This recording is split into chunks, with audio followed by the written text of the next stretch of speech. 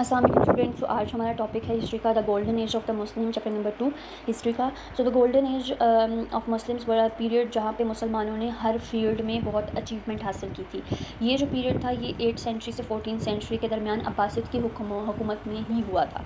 सो पहला है बैतुल हिकमा, जिसको हाउस ऑफ विजडम भी कहा जाता है। हम पीछे लास्ट वीडियो में हमने हाउस ऑफ विजडम के बारे में पढ़ा था, तो ये हाउस ऑफ विजडम अब है क्या।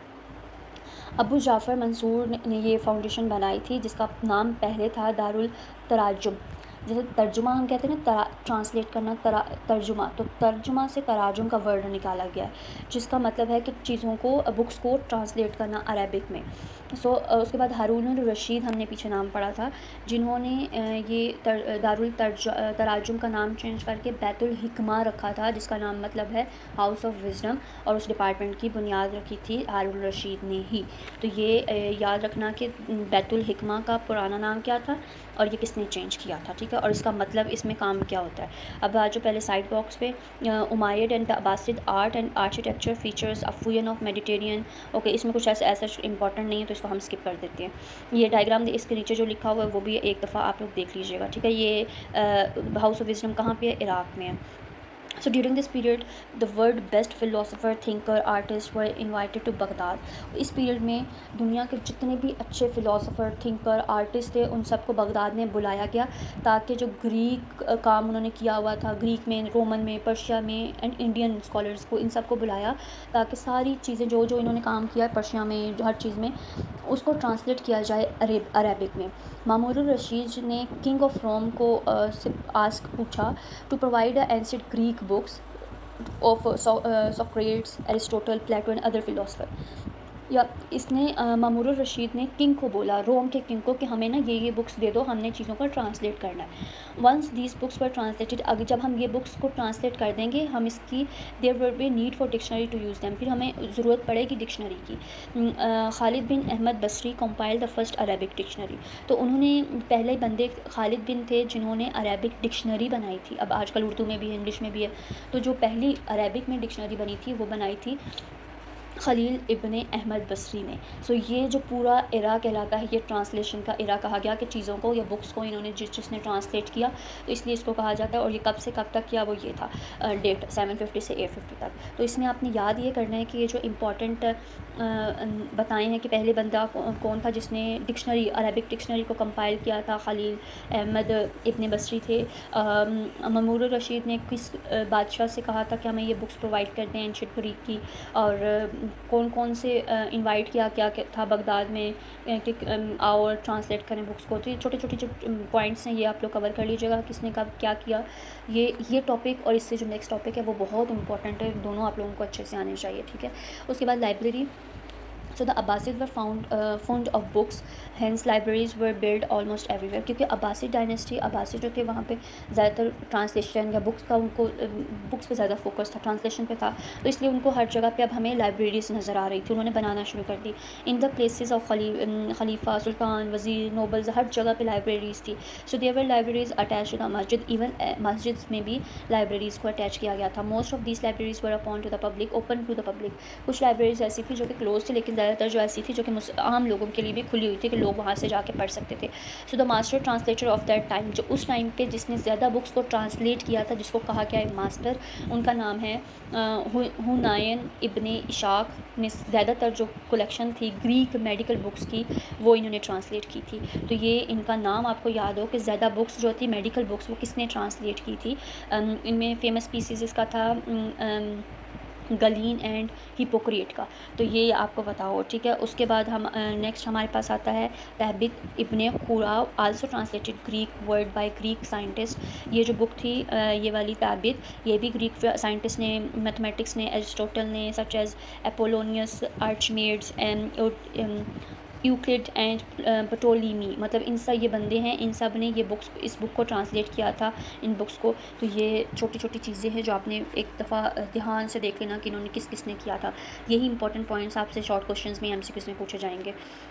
उसके बाद हिस्ट्री एंड बायोग्राफी पे चलते हैं। The Muslim and the ummah period पर fond of writing historical account and biography, मतलब अगर हम मुसलमानों की पिछले सारी हुकूमत देखें तो उनको लिखने का, ट्रांसलेट करने का शौक़ था, मोहब्बत थी उनको लिखने से। So however it all flourished under the Abbasid rule, मतलब ये सब चीज़ें जो हमारे सामने बुक्स आई हैं ये सिर्फ अब्बासिद की हुक्मरानी के अंदर सारा कुछ हुआ है। So the greatest of them, जिसमें सबसे जो ग्रेट बंदे थे जिनका नाम था इब्ने खल्दून, इन्होंने क्या कि आल्सो रीडिंग अ ट्यूनिश अरब हिस्टोग्राफ़र भी कहा जाता है इनको, फादर ऑफ हिस्टोग्राफ़ी भी कहा जाता है। इनकी एक फ़ेमस बुक है जिसका नाम है मुकदमा, जो कि इन्होंने 1377 में लिखी, जिसको कहा जाता है इसलिए इनको इब्ने खल्दून प्रोलीगोमिना कहा जाता है। ठीक है, तो अब आपने इसमें याद ये करना है कि who is the father of historiography का फ़ादर कौन है? इब्ने खल्दून। इनकी बुक का नाम क्या है? मुकदमा। तो इनको क्या कहा जाता है? प्रोलीगोमिना। ठीक है, so this is the first account of universal history of is more efficient scientific and organised way. ये दुनिया यूनिवर्स का हिस्ट्री का पहला ऑर्गेनाइज एक दिखाया गया है। He was the pioneer who discovered the history. ये वो बंदा है जिसने हिस्ट्री को इंट्रोड्यूस करवाया, डिस्कवर किया है, जैसे कि साइंस हो गई, रिसर्च हो गई, ये सारा कुछ। इनके मुताबिक it is the science of circumstances and event and its cause and are profound, thus it is an ancient original part of the wisdom and deserve to be one of its science। तो ये इन्होंने कुछ points बोले थे, इसको आप लोग एक दफ़ा ट्रांसलेट करके रीड कर लो तो आपको बेहतर समझ आ जाएगी। तो ये इनकी बायोग्राफी थी। उसके बाद इब्ने खल्दून कौन थे? हिस्ट्री के इन्होंने हिस्ट्री पे काम किया था और हिस्टोग्राफ़र इसीलिए इनको कहा जाता है, फादर ऑफ हिस्टोग्राफी कहा जाता है। अब मैथ किस बंदे ने बनाई थी? मैथ इसने बनाई थी। So the Arab were groundbreaking contributions. तो अरब ने मैथ में भी बहुत ज़्यादा कॉन्ट्रीब्यूशंस की थी। इन्होंने इन्वेंशन किया था अलजबरा, जो हम अलजबरा के क्वेश्चंस मैथ में करते हैं वो इन्होंने इन्वेंट किए थे। किसने किए थे? अल ख्वारिज़मी ने किए थे, जिसको फादर ऑफ अलजबरा कहा जाता है। ये है फादर। ठीक है, जो gave rise to the term algorism and algorithm, इन्होंने निकाला। So the Arabic numeral are used, zero की value borrowed and the ancient Indian concept जो है इज़ एट्रीब्यूटेड अल ख्वारिज़मी। सारे कॉन्सेप्ट जो थे अल ख्वारिज़मी ने बनाए थे। इन्होंने जो बुक लिखी थी हिसाबुल अलजबरा मुकाबला, विच lead the foundation of the science of the algebra. तो ये सारी फाउंडेशन है अलजबरा की। सो इसमें आपको पता हो कि who is the father of algebra? Al Khwarizmi. इन्होंने कौन, इनकी बुक्स के नाम और इनको फ़ादर क्यों कहा जाता है? तो जैसे इन्होंने ये बुक्स लिखी थी अलजबरा और मुकाबला, इनकी बुक यहाँ पे मुकदमा थी और इनको फादर ऑफ हिस्टोग्राफी, इनको फादर ऑफ अलजबरा। तो ये छोटी छोटी आपको याद हो कि who is the father of algebra, who is the father of historiography. In books write the name of the book of the Ibn Khaldun फिर अल ख्वारिज़मी की बुक के नाम लिखें, तो फिर ये आपको पता होना चाहिए। ठीक है, उसके बाद during the Abbasid rule 10th century में द फेमस एक मैथमेटिशियन आए थे Abdul Wafa, develop the branch of trigonometry. इस अब्दुल वफ़ा ने ट्रिग्नोमेट्री की ब्रांच निकाली थी। ठीक है, ये तो हो गई मैथ। उसके बाद आती है philosophy. So the study of philosophy begin the age of translation of writing by the Greek and other foreign thinker. इन्होंने चीज़ों को ट्रांसलेट किया था Greek and other foreign thinker ने। ग्रेटेस्ट मुस्लिम फ़िलासफ़र उस टाइम पे जो थे वो हमारे पास अल खिंदी, अल फ़राबी एंड इब्न सीना थे। तो ये फ़िलासफ़र के नाम आप तीनों याद रख लीजिएगा। इनका मकसद क्या था? Their main purpose was to reconcile or harmonize the ideology of Islam। मतलब हारमोनी बरकरार रखना इस्लाम की as exemplified in the holy Quran. मतलब होली कुरान की एग्जाम्पल से इन्होंने कहा कि हम हारमोनाइज करेंगे इस्लाम के नज़रिए को। So it was through philosophy that understand. अगर हम फ़िलासफ़ी को देखें तो हमें समझना ये होगा कि the knowledge of thing, philosophy क्या है? चीज़ों को समझना, नॉलेज रखना, नॉलेज ऑफ पीपल होनी चाहिए। द साइंस ऑफ रीजनिंग और डायलैक्टिक, जिसको हम कलाम इन अरेबिक कहते हैं। तो ये सारा आपको पता हो कि डायलैक्टिक का मतलब क्या है, कलाम कौन से 3 पॉइंट्स थे, कौन से 3 फेमस फ़िलासफ़र थे, उन सब का तीनों का मकसद एक साथ क्या था। सो हमारा आखिरी टॉपिक है इस चैप्टर का, that is achievement in the field of science. हमने अभी अचीवमेंट पढ़ी थी उसमें ये गोल्डन एज पढ़ा था मुसलमानों का। अब हम पढ़ रहे हैं अचीवमेंट कि साइंस में इन्होंने अचीव क्या क्या किया। So the achievement of the Arab in the field of science were inspired by 2 influences. 2 तरीक़ों से, पहला इस्लाम की वजह से, दूसरा inspiration from the Greek and Persian. मतलब पहले इस्लाम की वजह से उनको थोड़ा सा इंस्पायर किया, दूसरा उनको ग्रीक और पर्शियन ने इंस्पायर किया। तो द अब्बासिद, ये जितना कुछ भी हो रहा था अब्बासिद के हुकूमत के दौरान हो रहा था। ठीक है, क्योंकि उन्होंने 500 साल हुकूमत की थी। तो Abbasid to great strive in the field of science and other area. इन्होंने ये जो अब्बासिद थे इनको हर चीज़ में इंटरेस्ट था, हर चीज़ में इन्होंने मतलब समझो टांग अड़ाई अपनी। तो and ibn Haytham is also the father of the optics. अब ये तो ये जो जितने भी आ रहे हैं ना father, who is the father of algebra, who is the father of histography. अब ये फ़ादर ऑफ़ ऑप्टिक्स, तो इन सब के नाम याद रखने हैं। सो इब्ने हैथम ये जो हैं, ये इनको फ़ादर ऑफ़ ऑप्टिक्स कहा जाता है। इनकी किताब, अब फिर सबकी किताबें या बार बार कह रही हूँ याद रखना। इनकी फ़ेमस बुक है किताबुल मनाज़िर, जो कि यूरोपियन स्कॉलर ने इन्फ्लुएंस की थी रिनाइंसेंस पीरियड में, जो आप लास्ट चैप्टर में पढ़ोगे अभी। तो ये आपने इस पर फ़िलहाल इसका बैकग्राउंड ये था कि किसने फील्ड ऑफ साइंस में इंटरेस्ट क्यों था बासित का। दो तरीक़ों से इंस्पायर हुए वो, पहला इस्लाम था, दूसरा इंस्पिरेशन फ्रॉम द ग्रीक से और पर्शिया से उन्होंने इंस्पायर होकर ये काम शुरू किया था। और who is the father of optics, उनकी फेमस बुक कौन सी थी। अब पहली इन्होंने जो अचीवमेंट हासिल की वो मेडिसिन में की थी। So the first branch of science is to develop fully under the खिलाफत patronage were medicine Al Razi wrote about 200 books on medicine. मतलब जो ब्रांच है साइंस की मेडिसिन, इन जो बंदे हैं जिनका नाम है अल रज़ी, उन्होंने 200 किताबें लिखी थी मेडिसन पे। इब्न सीना ने भी किताब लिखी थी जिसका नाम था अल कानूनुल फितर, जिसको कानून ऑफ मेडिसन भी कहा जाता है। तो ये किताबों के नाम और किसने क्या लिखा ये याद रखना है। हॉस्पिटल्स बनाए थे। So the early Abbasid Khalifa establish hospital. Hospitals को पहले बीमारिस्तान कहा जाता था, मतलब बीमार लोग हॉस्पिटल जाते हैं ना, तो बीमारिस्तान। तो पहला हॉस्पिटल जो था वो बनाया था हारून रशीद ने बगदाद में।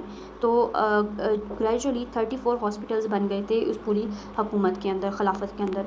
फिर अलकीमाई और मेडिकल केमिस्ट्री, अब हमने मेडिकल पढ़ लिया, हमने हॉस्पिटल्स पढ़ लिए, अब हम केमिस्ट्री पढ़ रहे हैं। तो Arab were the originator of modern chemistry which they called कीमिया। अब जो मेडिसिन हम खाते हैं, दवाइयाँ, वो केमिस्ट्री से बनती हैं, ठीक है। So from which the word alchemy and the chemistry are derived. So इस अल्कीमिया से वर्ड अल्कीमाई और केमिस्ट्री निकला है, ठीक है। सो द फर्स्ट ग्रेट केमिस्ट जिनका नाम था जाबिर बिन हयान, उन्होंने केमिकल कंपोनेंट्स बनाए थे।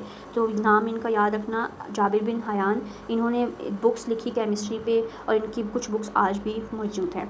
जियोग्राफी एंड कार्टोग्राफी क्या है। जियोग्राफी में हम किस चीज़ के बारे में पढ़ते हैं, अर्थ के बारे में पढ़ते हैं। So great progress was made in geography by Muslims during that period. उस टाइम पे मुसलमान बहुत आगे जा रहे थे। मुसलमान of the Abbasid period wandered all over the world as a trader भी थे, ट्रैवलर भी थे, और भी मकसद दूसरी चीज़ों से जाने जाते थे पूरी दुनिया में। फिर they left detail description of their journey through Muslims and non Muslims land. वो जिस जिस जगह पे जाते थे वहाँ पे कुछ डिटेल छोड़ के जाते थे, ताकि अगर कोई बाद में हमारे बाद कोई बंदा है उनको पता हो कि किस चीज़ की इस जगह में क्या हुआ था, मतलब उसकी हिस्ट्री हमें पता चलती थी। तो ये इसलिए हमें अब देखो पिछले इन्होंने ये काम किया, तो आज हमें पता है कि पुराने ज़माने के लोग कैसे रहते थे। कैसे पता चला, क्योंकि वो वहाँ पर डिस्क्रिप्शन छोड़ के जाते थे, ठीक है। तो ये था जियोग्राफी एंड कार्टोग्राफी। हम सबसे पहले इंफॉर्मेशन पढ़ लेते हैं। इब्न सीना इन यूरोप एज एविसेना कहा जाता है। द मोस्ट पॉपुलर फिजिशियन जिसका नाम बाय द अरब जिनको कहा जाता है अल शेख अल राइस, पढ़ लो, शेख प्रिंस बादशाहों का among the learn. He was in charge of royal library. इनका काम था कि रॉयल लाइब्रेरी को संभालना, चार्ज इनके हाथों में था। इनकी एक बुक थी, ये इब्न सीना की बात हो रही है, ठीक है। इनकी एक बुक थी कानून ऑफ मेडिसिन, जो कि लैटिन में ट्रांसलेट हुई यूरोप में, और वो मेडिसिन की बुक में अभी भी मे बी हमें मिलेगी, और 17th सेंचुरी में भी थी। सो हमारा ये जो आपका व्हील है ना, ये 2-3 दफ़ा पेपर्स में आ चुका है। तो ये अभी भी मे भी आए, और इसके नीचे जो लिखा हुआ है ये आपको पता हो, पिक्चर आएगी, इसके नीचे वाला आपने लिखना होगा। तो ये एक तो इंपॉर्टेंट है याद करना। Their book is are rich in geographical and historical information. जो भी हम पढ़ रहे थे, ये इनकी जो बुक्स थी वो जियोग्राफी में और हिस्टोरिकल इन्फॉर्मेशन से भरी हुई थी, रिच थी बहुत, हर चीज़ हमें हर इन्फॉर्मेशन वहाँ मिलेगी। Amongst this traveller and geographical, इनमें कौन कौन शामिल था।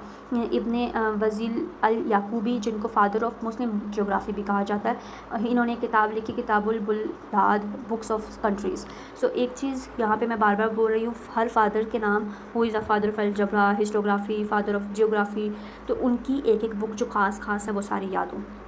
अनदर ग्रेट मुस्लिम जियोग्राफ़र एक और थे जिनका नाम था मोहम्मद बिन मूसा अल ख्वारिज़मी, जिन्होंने सूरतुल अर्ज़ की बुक लिखी, मतलब ज़मीन गोल है तो शेप के बारे में लिखा था। सो इनकी एक फेमस है मैथमेटिशियन, जो अभी हम पीछे अल ख्वारिज़मी अलजबरा वाला पढ़ के आए हैं। तो ये इन्होंने ये बुक भी लिखी थी सूरतुल अर्ज़, जो शेप बताती है अर्थ की। तो ये भी आपको पता हो, ठीक है। सो उसके बाद है एस्ट्रोनॉमी जो सितारों को स्टडी करते हैं। Arab Muslims made a great progress in science. Astronomy में भी इन्होंने बहुत सक्सेस हासिल हासिल की। So they made many discoveries in astronomy, और उनकी कुछ स्टडीज़ जो थी were based on practical observation. उन्होंने खुद प्रैक्टिकल करके वो ऑब्जर्वेशन रिकॉर्ड करके उन्होंने वो काम स्टडी बताया और फिर डिस्कवर किया, बुक्स लिखी। और फिर मोनूमेंट्स ऑफ हैवीली बॉडी, जो पत्थर आसमान से गिरते थे, कोई स्टार टूट के गिर रहा है तो उनको स्टडी करके उनको देख के फिर उन्होंने हम बुक्स लिखी और हमें आज इन्फॉर्मेशन मिल रही है। इसी पर्पज़ से observation was set by the खलीफा and sultan throughout the Abbasid खिलाफत। सो इसीलिए अब जो जितनी भी ऑब्जर्वेशन है वो पे सुल्तान और खलीफा ने सेट कर दी। At the first observatory card, जो पहली ऑब्जर्वेशन की गई थी उसको क्या कहा गया था, रस्ट, जो कि इस्टेब्लिश किया था अल मामून ने बगदाद में, जो कि पार्ट था बैतुल हिकमा का। So the instrument invented during that time were astrolabe, ये बना हुआ एस्ट्रोलेट इससे। तो ये पहला ऑब्जर्वेटरी क्या कहलाता था और ये किसने बनाया था, ये किसका पार्ट था, ये आपको याद होना चाहिए। ये था आपका एस्ट्रोनॉमी। उसके बाद हमारा लास्ट टॉपिक है कल्चर, सोसाइटी एंड आर्किटेक्चर। उधर की कल्चर क्या थी, सोसाइटी क्या थी और आर्किटेक्चर क्या थी। The age of Abbasid was a period of highest evolution in the greatest development of Islamic society through thought and culture. मतलब ये जो अब्बासिद का एज थी पूरी, इन्होंने जो इनकी हुकूमत चली है जितने साल, इसमें इन्होंने बहुत कुछ डेवलप किया इस्लामिक सोसाइटी में भी, थॉट्स में भी और कल्चर में भी। तो अरब की जो सोसाइटी थी comprise of several sections and class of period, मतलब अपर क्लास जो अमीर है वो ऊपर, जो गरीब है वो नीचे, क्लासेस रखी गई थी। However feudal aristocracy was at peak in the Abbasid society. So the Abbasid Khalifa was a great builder. जो अब्बासिद खलीफा थे वो ग्रेट बिल्डर भी थे, मतलब बिल्डिंग्स वगैरह बहुत अच्छी बना देते थे। सो दे कमिशनाइज द कंस्ट्रक्शन ऑफ प्लेसेस, उन्होंने प्लेसेस भी बनाई, मस्जिद भी बनाई, मदरसास भी बनाए, पब्लिक प्लेसेस भी बनाए बगदाद में और भी कहीं जगह पे। सो ये पिक्चर भी आप देख लेना, इसके नीचे जो लिखा हुआ है ये भी देख लेना, ठीक है। उसके बाद अब्बासिद जो डायनेस्टी थी ये ख़त्म कैसे हुई, जिस तरह उमायद डायनेस्टी ख़त्म हुई थी, उनके भी पॉइंट्स थे, इसके भी पॉइंट्स हैं, याद रखना है। Due to the inefficiency of the central government of Baghdad, inefficiency शुरू हो गई थी बगदाद में। Several autonomous dynasties gain control in area, मतलब बाहर की कुछ डायनेस्टीज़ आके अब्बासिद खलीफा के कोई एरियाज़ पे कंट्रोल होना शुरू हो गया था, तो इस वजह से इनकी हुकूमत ख़त्म हो गई। इनका जो हुकूमत थी वो कमज़ोर हो गई थी सिस्टम, क्योंकि ये आपस में ही सिविल वॉर लड़ना शुरू हो गए थे। इसी वजह है कि किसानों पर, आम लोगों पर बहुत ज़्यादा टैक्सेस लगा रहे थे, जिनकी वजह से एग्रीकल्चर का प्रोडक्शन और इकोनॉमिक बहुत कमज़ोर हो गया था, इस वजह से ये ख़त्म हो गई थी। आखिरी टॉपिक है फॉल ऑफ बगदाद। बगदाद कैसे ख़त्म हुई, बगदाद का जो शहर था गोल वो कैसे गिरा। हुलैंगो हलाकू खान अटैक बगदाद, ये वो बंदा है जिसने बगदाद पे अटैक किया था। द सिंज of Baghdad by Mongol continue for many days, मतलब मंगोल जो थे बगदाद में काफ़ी दिन तक लड़ते रहे। When they finally capture the city, जब इन लोगों ने शहर पे कब्ज़ा कर लिया, इन्होंने पूरे शहर में जितनी भी फेमस बिल्डिंग, जो कुछ भी लर्निंग इंस्टीट्यूशंस था, गार्डन्स थे, लाइब्रेरीज थी, उन सबको जला दिया, तबाह कर दिया, बर्बाद कर दिया। तो द मंगोल थे, उन्होंने बंदों को, औरतों को, बच्चों को, सबको मार दिया। Baghdad which were famous for, जो कि बगदाद अपनी ब्यूटी की वजह से जाना जाता था, एजुकेशन की वजह से जाना जाता था, अब वो पूरे तरीके से तबाह हो चुका था। उनकी जो बुक्स थी जो कि हाउस ऑफ विजडम में थी, उनको बाहर फेंक दिया गया, फाड़ दिया गया, टिग्रस रिवर में फेंका गया। Became black due to the ink, क्योंकि अब बुक्स इंक से लिखी होती है, ठीक है। तो वो जब रिवर में फेंका तो रिवर का पानी काला हो गया था, वो इंक की वजह से। तो 37 में लास्ट खलीफा जो थे अल मुस्तहशिम वाज असैसिनेटेड इन 1858 में मंगोल ने उनको ख़त्म कर दिया, मार दिया। And this mark the end of the Abbasid खिलाफत। सो जब आखिरी खलीफा को मारा तो खिलाफत भी ख़त्म हो गई। सो इस वजह से मंगोल ने कब्ज़ा किया था बगदाद पे, मंगोल ने मारा था सब लोगों को और हर चीज़ तबाह कर दी थी। So here your chapter is completed. ये एक्सरसाइज के कुछ क्वेश्चन हैं, अगर आपने चैप्टर पढ़ा है तो इसको भी देख लो एक दफ़ा, इसमें से भी कोई पार्ट आ सकता है, ठीक है। जैसे कि list the downfall of Umayyad dynasty, तो ये देख लीजिएगा आप लोग। बाकी ऑल द बेस्ट।